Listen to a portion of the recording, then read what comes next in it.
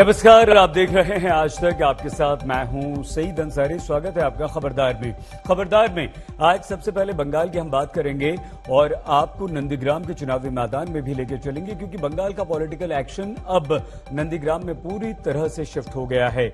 पहले चरण की वोटिंग के बाद ममता बनर्जी नंदीग्राम पहुंच चुकी हैं। 1 अप्रैल को नंदीग्राम में वोटिंग होनी है और वोटिंग तक ममता बनर्जी यहीं पर डटी रहेंगी। मतलब यह हुआ कि अगले 2 दिन में ममता बनर्जी नंदीग्राम में 6 रैलियां, 2 रोड शो करेंगी।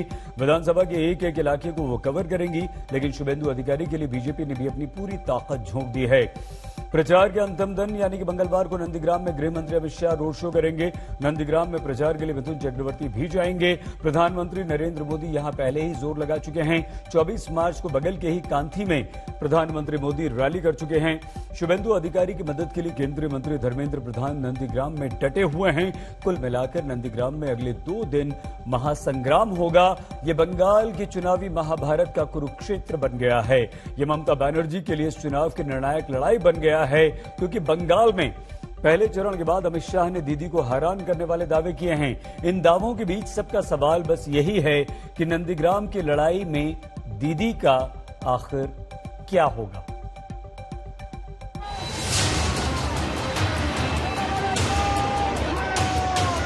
बंगाल के अंदर परिवर्तन अगर करना है तो बंगाल की 200 सीटों में परिवर्तन करना पड़ेगा। नंदीग्राम अकेला ही कर दे तो बंगाल के अंदर अपने आप परिवर्तन हो जाएगा।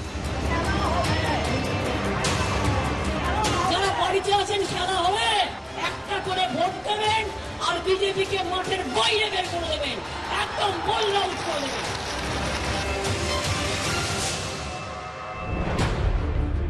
नंदीग्राम जीते तो समझो बंगाल जीत लिया। बंगाल की पूरी लड़ाई अब नंदीग्राम पर है। अमित शाह का टारगेट क्लियर है तो ममता बनर्जी भी तैयार है बंगाल चुनाव की इस निर्णायक लड़ाई के लिए।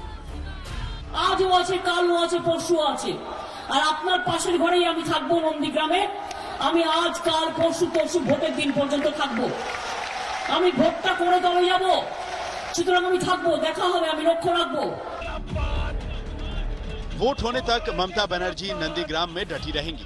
1 अप्रैल तक अपने चुनाव की पूरी निगरानी करेंगी, क्योंकि ये नाक की लड़ाई है। दीदी के सामने वही शुभेंदु अधिकारी हैं जो 15 साल से उनके करीबी थे। लड़ाई आसान नहीं है, क्योंकि अधिकारी परिवार का पूर्वी मिदनापुर जिले में दबदबा है, जिस जिले में नंदीग्राम सीट है। शुभेंदु के पिता और भाई दोनों सांसद हैं और खुद शुभेंदु अधिकारी नंदीग्राम में पिछली बार 81,000 वोट से जीते थे। जय श्री राम, जय बांग्ला। लेकिन बात सिर्फ यही नहीं है। नंदीग्राम में दीदी के लिए शुभेंदु अधिकारी की चुनौती है, तो दीदी के लिए बीजेपी ने चक्रव्यूह भी बहुत मजबूत बनाया है। अमित शाह खुद शुभेंदु के लिए रोड शो करेंगे। उनके इलाके में खुद प्रधानमंत्री की रैली हो चुकी है। योगी आदित्यनाथ शुभेंदु के लिए प्रचार कर चुके हैं। धर्मेंद्र प्रधान जैसे केंद्रीय मंत्री शुभेंदु का कैंपेन संभाले। लेकिन ये चक्रव्यूह ममता बनर्जी जैसी बड़ी नेता के सामने चलेगा, ये कहना मुश्किल है, क्योंकि दीदी ने भी नंदीग्राम में फिर से पूरा दम लगा दिया है।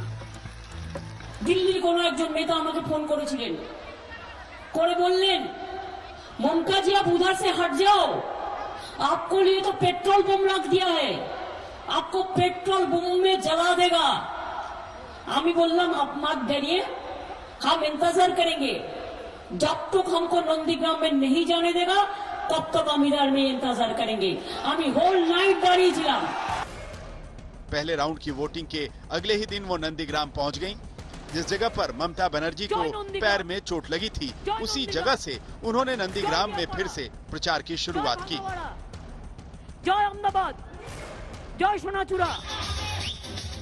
अपनी पुरानी सीट छोड़कर नंदीग्राम की ये चुनावी लड़ाई ममता बनर्जी ने खुद चुनी, तो इसके 3 बड़े मैसेज थे। एक तो बंगाल में आक्रामक बीजेपी के सामने सरेंडर न करना, सीधी टक्कर लेने का मैसेज, और दूसरा शुभेंदु अधिकारी जैसे नेताओं से टकराने का मैसेज, जो चुनाव से ठीक पहले ममता बनर्जी को छोड़कर बीजेपी में चले गए। और तीसरी बात यह है कि नंदीग्राम आंदोलन ने ही 14 साल पहले दीदी को वो रास्ता दिखाया था जिस पर चलकर वो सत्ता की कुर्सी तक पहुंची थी। नंदीग्राम से ममता उसी स्ट्रीट फाइटर वाली इमेज को फिर से जिंदा कर रही हैं। इन्हीं बातों ने नंदीग्राम की चुनावी लड़ाई को और दिलचस्प बनाया है। लेकिन बीजेपी का दावा है कि नंदीग्राम को लेकर ममता बनर्जी बेचैन है और इसीलिए वो खुद ऐसे लोगों को फोन कर रही हैं जो नंदीग्राम में शुभेंदु अधिकारी के साथी हैं।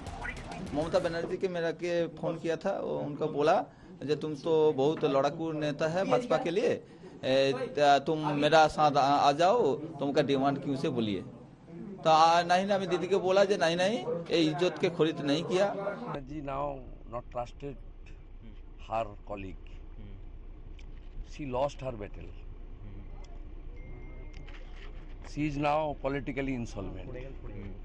For that reason she is trying to contact my people, my colleagues and BJP workers. There is no wrong within this. I don't know whether the tape is true or not, but assuming that is a correct tape, I can only say that there is no wrong in that. TMC का कहना है कि पुराने लोगों को वापस लाने के लिए कहने में बुरा क्या है। इस ऑडियो वार में टीएमसी ने भी एक ऑडियो क्लिप निकाल दिया।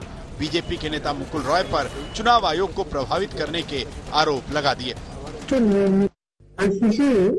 हाँ मुकुल दा, বলছি ইসি আসছে কবে? পরশু 21 আমাদের ডাকবে 21 আসলে 20। হ্যাঁ 21, তাহলে 21-এ আমাকে আমি যাব, ঠিক আছে? ये तो नंदीग्राम की लड़ाई का ट्रेलर भर है। प्रचार खत्म होने तक और आखिरी वोट डालने तक अगले 3-4 दिन नंदीग्राम में घमासान होगा। इंद्रजीत कुंडू और अनुपम मिश्रा के साथ आज तक ब्यूरो। जय नंदीग्राम। नंदीग्राम में ममता बनर्जी के लिए चैलेंज इसलिए भी बहुत बड़ा है क्योंकि पहले राउंड के बाद बंगाल में बीजेपी जबरदस्त जोश में है। अमित शाह ने तो 80% की बंपर वोटिंग के बाद अपनी सीटों की संख्या भी बता दी। अमित शाह का दावा है कि पहले राउंड की 30 में से 26 सीटें बीजेपी जीत रही है, लेकिन टीएमसी ने इसे सिर्फ और सिर्फ माइंड गेम बताया। ममता बनर्जी ने इस पर व्यंग्य किया, जवाब दिया कि सिर्फ 26 सीटें ही क्यों बताई, 4 सीटें आपने क्यों छोड़ दी, बोल देते 30 की 30 सीटें हम जीत लेंगे।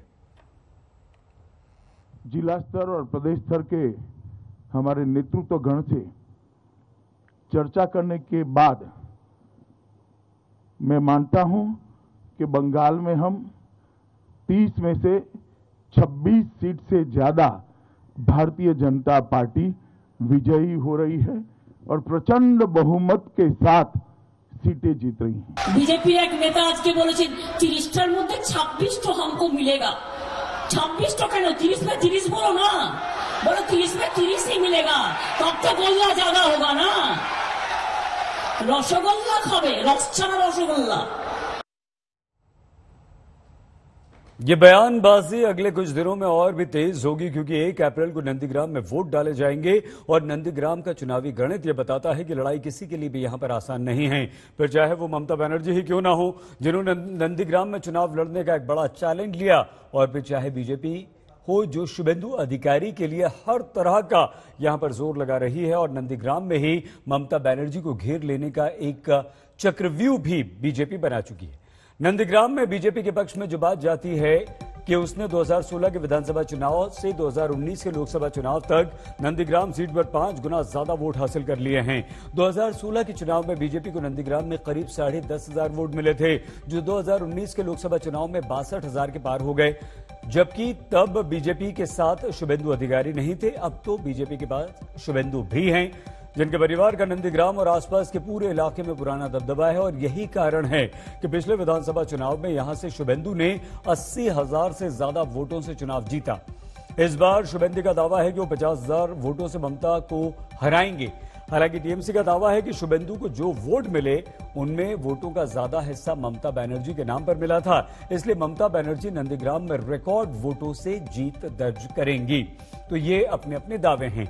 मतलब ये हुआ कि अपने अपने इन दावों के बीच नंदीग्राम का एक चुनावी गणित ये भी है कि कुल 2,75,000 वोटर्स में करीब 62,000 यहां पर मुसलमान वोटर्स हैं, जिन पर टीएमसी का पूरा विश्वास है कि ये वोट उनके सपोर्ट में यानी कि ममता बनर्जी को मुसलमानों के वोट जाएंगे। हालांकि ये भी हमें ध्यान में बात रखनी होगी कि नंदीग्राम में इंडियन सेक्युलर फ्रंट के अब्बास सिद्दीकी भी ममता के खिलाफ प्रचार कर रहे हैं और यहां लेफ्ट की कैंडिडेट को वो सपोर्ट कर रहे हैं। अगर ऐसा होता है तो इससे मुसलमान वोट बढ़ जाएंगे, ममता बनर्जी को नहीं जाएंगे और अब्बास सिद्दीकी के कहने पर लेफ्ट को चले जाएंगे। तो इसका सीधा सीधा नुकसान ममता बनर्जी को ही नंदीग्राम में होगा मुसलमानों के वोटों के द्वारा। आगे बढ़ते हैं और खबरदार में अब हम महाराष्ट्र की राजनीति की बात करेंगे। शिवसेना के मुखपत्र सामना में एनसीपी को चुभने वाली संजय राउत की तीखी बातें और अहमदाबाद में हुई एनसीपी के नेताओं की एक मीटिंग का सस्पेंस। क्या ये दोनों बातें आपस में जुड़ी हुई हैं और क्या महाराष्ट्र में कोई एक अलग ही राजनीतिक खिचड़ी पक रही है? ये प्रश्न महाराष्ट्र में बड़े राजनीतिक ड्रामे के बीच आपके हमारे सभी के मन में चल रहा है।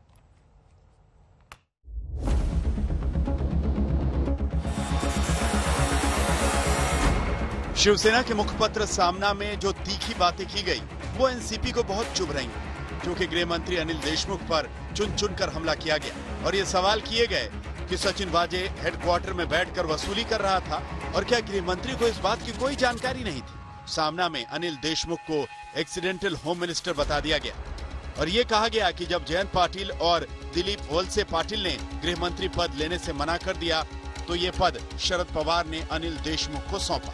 लेकिन इस पद की एक गरिमा है और रुतबा है। सरकार के पास इस हमले में कोई डैमेज कंट्रोल प्लान नहीं है। गृह मंत्री संदेह के घेरे में रहकर काम नहीं कर सकते। अनिल देशमुख ने बेवजह सीनियर अफसरों से पंगा लिया।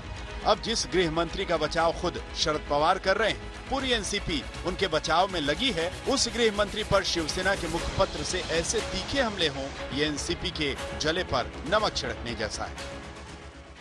हे राष्ट्रवादीमध्ये आमचे सर्वोच्च नेते पवारसाहेबच ठरवत असतात, त्याच्यामुळे इतरांनी त्याबद्दल अशा प्रकारचं वक्तव्य करणं, विशेषतः इतर त्रयस्थानी ते केलं तर गोष्ट वेगळी, पण महाविकास आघाडीतल्या तिन्ही पक्ष आणि तिन्ही पक्षाच्या संबंधित असणाऱ्या मान्यवरांनी एकमेकाला कुठेतरी अशा प्रकारचं वक्तव्य करून अडचणीमध्ये आणण्याचा प्रयत्न करू नये। त्यांनाही माहिती आहे ज्यांनी अशा प्रकारचं वक्तव्य केलंय। ऐसा है कि मेरे ऊपर जो एक्स पुलिस कमिश्नर, माजी पुलिस आयुक्त मुंबई, इन्होंने जो आरोप किए थे उसकी जांच होना चाहिए, ऐसी मांग मैंने कैबिनेट की मीटिंग में माननीय मुख्यमंत्री महोदय को की थी और माननीय मुख्यमंत्री महोदय ने और राज्य शासन ने इस आरोपों की जांच रिटायर्ड हाईकोर्ट जज के द्वारा करने का निर्णय लिया है और उस प्रकार ये आरोपों की जांच होंगी और जो भी सच है वो सामने आएगा। एनसीपी का यही कहना है कि जांच हो रही है और जांच में सच सामने आ जाएगा, लेकिन एनसीपी के कोटे से किसे मंत्री बनाया जाएगा ये कोई और तय नहीं करेगा, ये शरद पवार तय करेंगे। ये सामना में लिखी बातों का जवाब था और शिवसेना को सीधा मैसेज भी, जो अनिल देशमुख के मामले में खुद को किनारे करके सरकार की बदनामी का ठीकरा एनसीपी के सिर फोड़ने पर लगी है। लेकिन सवाल तो महाराष्ट्र कांग्रेस ने भी उठा दिए। महाराष्ट्र कांग्रेस के नेता संजय निरुपम ने लिखा, शिवसेना ने महाराष्ट्र के गृह मंत्री के चाल चलन पर शक जाहिर किया है। एनसीपी के मुखिया कह चुके हैं कि गृह मंत्री के भविष्य का फैसला मुख्यमंत्री करें। मुख्यमंत्री शिवसेना के हैं और मौन साधे हैं, फिर एक्शन लेने से मुख्यमंत्री को किसने रोक रखा है? यानी शिवसेना एनसीपी पर हमलावर है। कांग्रेस एनसीपी और शिवसेना दोनों को घेर रही है। तीनों के गठबंधन से महाराष्ट्र में सरकार चल रही है और तीनों पार्टियां अलग अलग बातें कर रही हैं। बीजेपी ने इसी पर सरकार को घेरा है। वे इस बात को स्वीकार कर रहे हैं कि तीनों दलों में आपसी मनमुटाव और संघर्ष है। साथ साथ में वे अनिल देशमुख जी गृह मंत्री की ईमानदारी पर सवाल उठा रहे हैं। शिवसेना का एक और वाज़ेह मामले को लेकर के अनिल देशमुख जी की ईमानदारी पर सवाल उठाना और दूसरी ओर उन्हीं के मुख्यमंत्री है, उनका अधिकार है उनका इस्तीफा लेना, पर वो इस्तीफा नहीं ले रहे हैं। ये तो गिरगिट की तरह दोनों तरफ से रंग बदल रहे हैं। सचिन वाजे गेट में शिवसेना सामना की नौटंकी देखो। कहते सचिन वाजे ये वसूली गृह मंत्री, पुलिस कमिश्नर, अनेक मंत्रियों के लिए करता था। सरकार बदनाम हो चुकी है। मैं सामना और संजय राउत को सवाल करना चाहता हूं, उन्हें याद है ना सचिन वाजे की गैर कानूनी पुनर्नियुक्ति मुख्यमंत्री उद्धव ठाकरे जी ने करवाई थी। लेकिन महाराष्ट्र के सियासी खेल में अंदर अंदर क्या चल रहा है किसी को कोई अंदाजा नहीं है, क्योंकि एक मीटिंग की बहुत चर्चा हो रही है, जो मीटिंग कथित तौर पर अहमदाबाद में हुई और जिसमें ये अटकलें लगाई गई कि अमित शाह से एनसीपी अध्यक्ष शरद पवार और एनसीपी के बड़े नेता प्रफुल्ल पटेल मिले थे। एनसीपी ने तो साफ कहा कि इन अटकलों में कोई सच्चाई नहीं है, लेकिन जब अमित शाह से इस पर सवाल किया गया तो उन्होंने सस्पेंस बढ़ा दिया। कुछ ऐसी रिपोर्ट्स आ रही हैं कि शरद पवार जी और प्रफुल्ल पटेल जी दोनों चलिए सब चीजें सार्वजनिक नहीं होती। अमित शाह के ऐसे जवाब ने ये सवाल पैदा कर दिए कि क्या महाराष्ट्र के सियासी ड्रामे में कोई नया मोड़ आने वाला है और क्या महाराष्ट्र की राजनीति में फिर कोई उलटफेर होगा। क्या अनिल देशमुख पर शिवसेना के तीखे सवालों की वजह भी यही है। मुंबई से साहिल जोशी और पंकज उपाध्याय के साथ आज तक ब्यूरो। प्रधानमंत्री नरेंद्र मोदी का बांग्लादेश दौरा कई दृष्टि से बहुत विशेष रहा। यह भारत और बांग्लादेश के द्विपक्षीय रिश्तों को विस्तार देने वाला दौरा था। ये 50 साल पहले एक साथ मिलकर लिखे गए इतिहास को याद करने वाला पल था। हमारी साथी चित्रा ने पद्मा नदी की फेरी पर सफर के दौरान बांग्लादेश के आम नागरिकों से बात की और चित्रा ने यह समझना चाहा कि दोनों देश के इस भाईचारे के पीछे की शक्ति क्या है। बंगाल चुनाव को बांग्लादेशी नागरिक किस दृष्टि से देखते हैं और प्रधानमंत्री नरेंद्र मोदी की बांग्लादेश यात्रा और भारत से संबंध पर बांग्लादेश के लोग क्या सोचते हैं। फेरी के 1.5 घंटे के सफर के दौरान चित्रा ने भारत और बांग्लादेश के बीच कनेक्शन के सुखद एहसास वाले अनुभव किए। पद्मा नदी को पार करते वक्त चित्रा की ये एक्सक्लूसिव रिपोर्ट आपके लिए।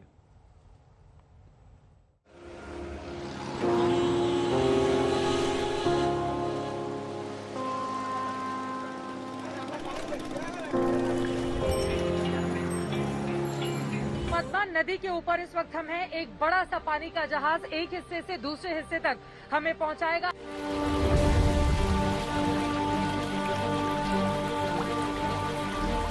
वैसे तो भारत और बांग्लादेश 50 से ज्यादा छोटी बड़ी नदियों का पानी बांटते हैं, लेकिन सबसे खास गंगा नदी है। ये करोड़ों भारतीयों की वही पवित्र गंगा है जो सीमा के इस पार बांग्लादेश में पद्मा नदी कहलाती है। सामाजिक, साहित्यिक, सांस्कृतिक और आर्थिक दृष्टि से जितनी महत्वपूर्ण गंगा नदी भारत में है, उतनी ही पद्मा बांग्लादेश में। नदी इतनी विशाल है कि दोनों छोर नहीं दिखते। इसकी लहरों की ताकत हर पल अपने वजूद का एहसास कराती है। आपको बता दें कि यहाँ पर बांग्लादेश के लोगों की हर रोज की ऐसी ही जिंदगी है। फिलहाल हम आपको नीचे की तस्वीरें दिखाना चाहेंगे। इस वक्त हम टॉप फ्लोर पर हैं, लेकिन नीचे आप देखेंगे किस तरह से तमाम गाड़ियां भी आपको दिखाई दी जाएंगी, जिसमें एक ट्रक है, इसके अलावा 4 व्हीलर, तमाम जीप है। इसी तरह से गाड़ियां कतारों में नीचे की ओर रखी हुई हैं और नीचे लोग खड़े भी हुए हैं। ये पद्मा नदी एक बहुत बड़ी नदी और इसका ये किनारा एक हिस्से से दूसरे हिस्से तक इसी तरह से तमाम फेरी आती जाती हैं। आपको बताती चले कि हम आज ठाकुरगढ़ गए हुए थे, जहां पर प्रधानमंत्री नरेंद्र मोदी ने मतुआ समुदाय को संबोधित किया और अब ढाका जाने के लिए हमें इस फेरी सर्विस का सहारा लेना पड़ा है। हमारी यात्रा कठालबाड़ी से शुमौली के बीच विशाल पद्मा नदी में हुई। सफर 1.5 घंटे का था। फेरी पर सवार आम बांग्लादेशी से भारत और पीएम के दौरे पर खुलकर बात हुई।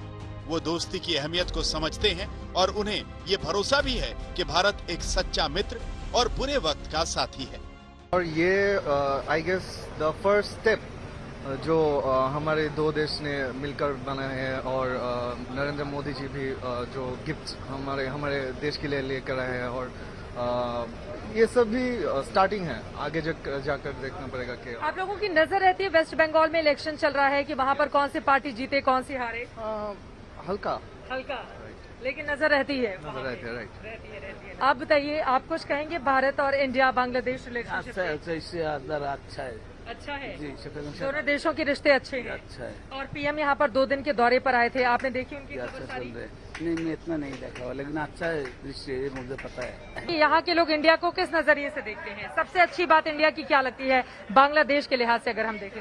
इंडिया गुड मानी हेल्थ भाई भाई की तरह हैं बांग्लादेश और इंडिया भाई माने वेस्ट बंगाल बंगाली, बांग्लादेश बंगाली, भाई भाई। प्रधानमंत्री नरेंद्र मोदी पश्चिम बंगाल चुनाव के बीच बांग्लादेश के दौरे पर आए थे। हमने लोगों से जानना चाहा बंगाल चुनाव पर उनकी कितनी दिलचस्पी है। कुछ ने दिलचस्पी दिखाई, कुछ ये जानते थे कि बंगाल में चुनाव है। कुछ बांग्लादेशी पीएम मोदी की यात्रा को मतुआ समुदाय को रिझाने की कोशिश मान रहे थे। तो Matua vote collect Modi BJP. आपको लग रहा है कि यहाँ पर मतुआ वोट को कलेक्ट करने का काम जैसे प्रधानमंत्री ने किया है संबोधन के जरिए, उसका फर्क पड़ेगा वेस्ट बंगाल में? वेस्ट बंगाल देखिए इनका ये कहना है वेस्ट बंगाल मानी पीपल अवेलेबल। वेस्ट बंगाल की पीपल बहुत खुश हैं मतुआ समुदाय को लेकर खास तौर से, और इनका ये कहना है कि इसका असर भी वेस्ट बंगाल के इलेक्शन में पड़ेगा। पहले चरण की वोटिंग वहां पर हो चुकी है, अभी 7 चरणों का मतदान बाकी है। 7 चरणों में मतुआ समुदाय क्या बीजेपी को वोट करता है या फिर टीएमसी को या किसी अन्य दल को, ये महत्वपूर्ण होगा सवाल। लेकिन फिलहाल मतुआ समुदाय से जिस तरह से मुखातिब हुए नरेंद्र मोदी, उसको लेकर कहा जा रहा है कि दरअसल ये सीधे सीधे वेस्ट बंगाल इलेक्शन पर मतुआ समुदाय के लोगों को अपने पक्ष में करने की ये कोशिश है। भारत और बांग्लादेश की सीमा 4096 किलोमीटर लंबी है। बांग्लादेश दक्षिण एशिया में भारत का सबसे बड़ा ट्रेड पार्टनर भी है। 2019 में भारत और बांग्लादेश के बीच $10 बिलियन यानी 73,000 करोड़ रुपए से ज्यादा का व्यापार हुआ था। यानी इन 50 सालों में दोनों देशों ने बहुत कुछ साथ मिलकर किया है। इन्हें उम्मीद है कि नरेंद्र मोदी के शासनकाल में साझेदारी और बढ़ेगी। इंडिया के बारे में सबसे अच्छी चीज क्या लगती है? अच्छा है, मोदी अच्छा है। मोदी अच्छे हैं। मोदी क्यों अच्छे लगते हैं आपको? अच्छा लग रहा है, बांग्लादेश में आया, देखा बांग्लादेश आए हैं और यहाँ के लोगों से मुखातिब हुए, मुलाकात की, इसलिए आपको अच्छे लगते हैं? अच्छा लग रहा है। प्रधानमंत्री नरेंद्र मोदी ने बांग्लादेश दौरे में दोनों देशों के बीच संपर्क के विस्तार और नए साधनों को जोड़ने पर करार किए हैं। ढाका और न्यू जलपाईगुड़ी के बीच नई यात्री ट्रेन सेवा शुरू होगी। हल्दीबाड़ी चिल्हाटी रेल मार्ग पर अब पैसेंजर ट्रेन भी चलेगी। बांग्लादेश अपने इंफ्रास्ट्रक्चर को तेजी से विकसित करना चाहता है। इसी के तहत विशाल पद्मा नदी पर एक पुल का निर्माण हो रहा है। इस पुल के बन जाने से पूर्वी बांग्लादेश और पश्चिमी बांग्लादेश के बीच बेहतर कनेक्टिविटी होगी। भारत हर मोर्चे पर बांग्लादेश के साथ खड़ा है और ये सहयोग स्वाभाविक भी है। दोनों देशों का इतिहास एक है, खान पान एक है, संस्कृति एक है, संगीत एक है। चले इधर चलते हैं जरा। तभी तो पद्मा नदी की फेरी पर बॉलीवुड का गाना बज रहा था। और गाना तो हिंदी गाने सुनते हैं आप? यस, बेशिरभाग टाइम में हिंदी गाने सुनी। ज्यादातर हिंदी गाने सुनते हैं। अच्छा, यहाँ पे इस फेरी पे आते हैं इंडियन लोग भी जाने के लिए? हाँ, अवश्य आते हैं। और आप सबको कॉफी पिलाते हैं। और हिंदी में सबसे अच्छा गाना कौन सा लगता है और सबसे अच्छे हीरो हीरोइन कौन से लगते हैं? हीरो तो शाहरुख खान। शाहरुख खान। हीरोइन হচ্ছে माधुरी दीक्षित। और अभी गाना बज रहा है तू मेरी जिंदगी है। इनको फिलहाल पसंद है शाहरुख खान और माधुरी दीक्षित। ये बांग्लादेश के लोगों का अपनापन है हिंदुस्तान के साथ। किसी को शाहरुख खान पसंद है तो किसी को माधुरी, कोई विराट कोहली का फैन है। हिंदुस्तानी गाने और किरदार लोगों को मुंह ज़बानी याद है। गाने सुनती है हिंदी? है, सुनती हूँ। कौन से? कुछ कुछ होता है, क्या होना प्यार है। अरे वाह। पसंद कौन है? मूवीज किसकी अच्छी लगती हैं? शाहरुख खान। शाहरुख खान की है। शाहरुख खान, काजल। शाहरुख खान, काजल के यहाँ पे जबरदस्त बहुत सारे फैन मिल जाएंगे। मूवीज देखते हैं आप, गाना सुनते हैं हिंदुस्तानी? यस। कौन सबसे अच्छा पसंद आता है? रोजा जाने मन। अच्छा। Then other many songs I like it. Indian song. पनी यो हनी सिंह। यो हनी सिंह भी पसंद है। अरे वाह। आप बताइए आपको कौन पसंद है? Anushka, Virat Kohli. I am very fan. Virat Kohli, Anushka Sharma दोनों, मतलब आपको मूवी और क्रिकेट दोनों एक ही परिवार में मिल गए तो ये आपके लिए बहुत अच्छा है। रोजा। बांग्लादेश की आजादी के लिए भारतीय जवानों ने खून बहाया था। भारत उस वक्त एक ऐसे बड़े भाई की भूमिका में था जो छोटे भाई का संरक्षण कर रहा था। आज जब उस आजादी के 50 साल पूरे हुए हैं तो बांग्लादेश ने भारत को बड़े भाई वाला सम्मान दिया है। लेकिन कूटनीति में पुरानी हिंदी फिल्मों की तरह हमेशा हैप्पी एंडिंग नहीं होती। बांग्लादेश पर चीन की गहरी नजर है और भारत को बंगाल की खाड़ी में चीन का प्रभाव रोकने के लिए पूरा जोर लगाना होगा। ढाका से चित्रा त्रिपाठी के साथ आज तक ब्यूरो। महत्वपूर्ण दौरा था प्रधानमंत्री नरेंद्र मोदी का, सफल रहा। और अब खबर कोरोना की, कोरोना महामारी की। साल 2020 में, याद कीजिए, मार्च के ही महीने में हमारे देश में कोरोना ने रफ्तार पकड़नी शुरू कर दी थी। बिल्कुल इसी महीने 1 साल पहले। और एक साल बाद होली से पहले कोरोना का संक्रमण एक बार फिर से काफी बढ़ गया है।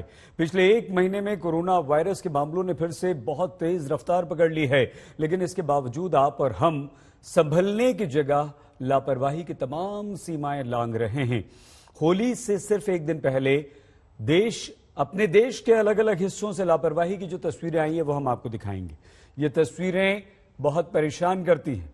एक्सपर्ट्स की सलाह यह है कि होली का जश्न आप जरूर मनाइए, लेकिन सोशल डिस्टेंसिंग वाली होली ही मनाइए।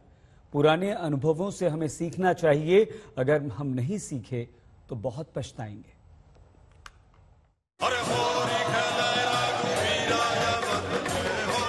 ये जैसलमेर में कोरोना काल में होली का रंग, गुलाल में लापरवाही की पुड़िया मिली हुई। सीकर में होलिका दहन के मौके पर लोगों की भीड़ देखिए, न मास्क है न सोशल डिस्टेंसिंग। बंगाल के महिषादाल में होली के रंग पर नजर डालिए, हवा में गुलाल, तेज संगीत पर थिरकते लोग।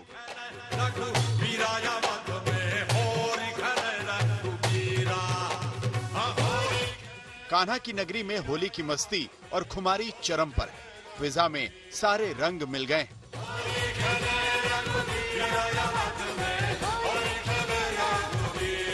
आप लोगों ने मास्क वास्क नहीं लगा रखा, क्या चक्कर है? अरे मास्क का कोई है नहीं है, होली में क्या मास्क लगाएंगे? अरे लेकिन कैलकाटा में नहीं हो रही। कैलकाटा में इलेक्शन हो रहा है तो उसमें कोई मास्क नहीं पहनता। फार्मर इलेक्शन होती तो कोई मास्क नहीं पहनता। बाकी हर जगह कोरोना होता है, जहाँ इलेक्शन होता है वहाँ कोरोना नहीं होता। कैसे कोरोना है समझ नहीं आता। इनका ये कहना है कि पॉलिटिक्स वालों को कोरोना नहीं खा रहा, यही कान्हा के भक्तों के कोरोना क्यों डरा रहा है। तो इनका ये कहना है कि जो यहाँ कृष्ण की नगरी में आ गया अब वो तो ऐसे ही बच गया, लेकिन प्रशासन का कहना है कि नए मामले आ ही रहे हैं और ये कहते हैं कि सूरदास अब वो ही बचेंगे जो प्रभु की शरण पड़े। अब तो प्रभु की शरण वाले ही बचेंगे। आम तो आम, खास लोग भी होली के रंग में रंगे हुए। कोलकाता में बीजेपी महासचिव कैलाश विजयवर्गीय भी जश्न में शामिल हैं।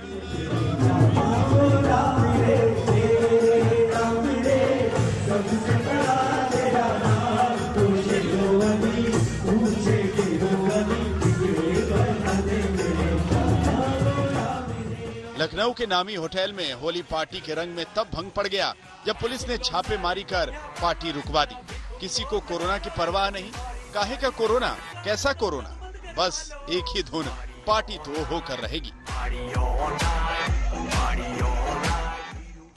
आइसलैंड में पिछले हफ्ते फटे ज्वालामुखी ने अब पर्यटन स्थल का रूप ले लिया है।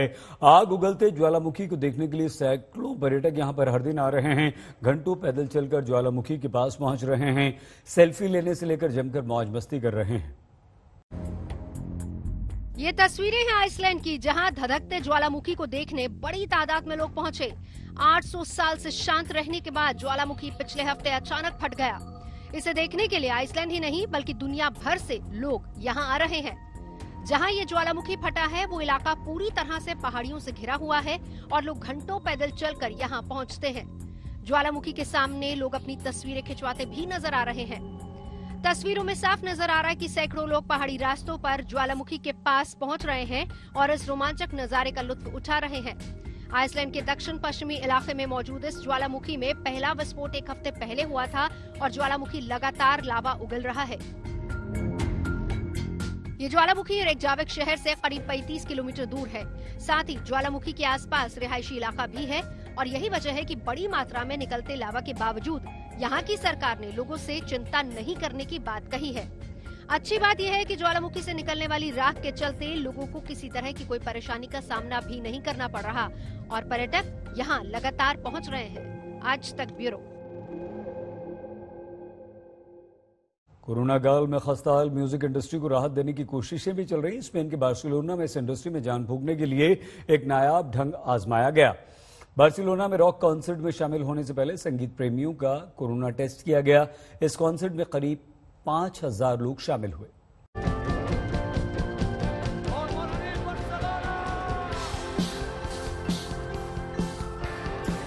स्पेन की राजधानी बार्सिलोना में आयोजित रॉक कंसर्ट में करीब 5000 लोग जुटे।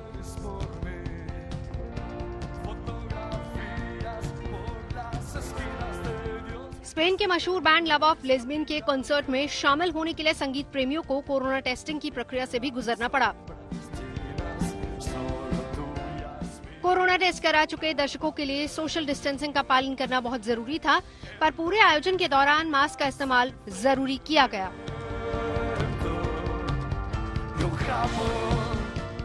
रॉक कंसर्ट में हिस्सा लेने से पहले टिकट ले चुके सभी संगीत प्रेमियों का कोरोना टेस्ट हुआ। इस कार्यक्रम को स्वास्थ्य अधिकारियों की अनुमति के बाद ही आयोजित किया गया। अगर ये पहल कामयाब रही तो कोरोना काल में खस्ताहाल लाइव म्यूजिक इंडस्ट्री को नया जीवन दान मिल सकता है। कंसर्ट से पहले शहर के 3 प्रमुख जगहों पर कोरोना टेस्टिंग के लिए खास इंतजाम किए गए थे। इसके लिए 80 नर्सों को तैनात किया गया था। पूरी टीम वायरस से बचाव के उपकरणों से लैस थी। दर्शकों की कोरोना जांच के दौरान 3 लोगों को पॉजिटिव पाया गया और इनके संपर्क में आए एक और शख्स को संक्रमित पाया गया। इन लोगों को कंसर्ट में शामिल होने की इजाजत नहीं दी गई और इन्हें टिकट के पैसे वापस मिल गए। दर्शकों को एंटीजन टेस्ट रिपोर्ट 10 से 15 मिनट में ऐप के माध्यम से भेज दी गई।